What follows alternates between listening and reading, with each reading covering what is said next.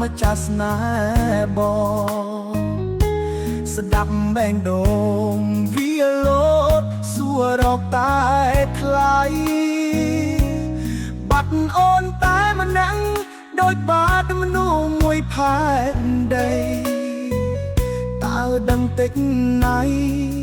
រាល់ថ្ងៃបងរួចទាំងត្រដោ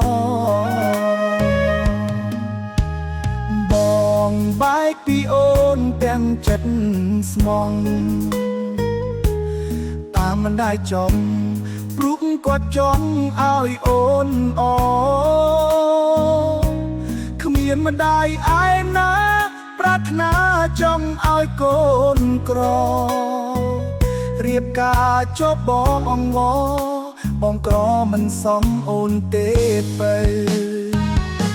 សន្យាថ្ងៃការអូនអា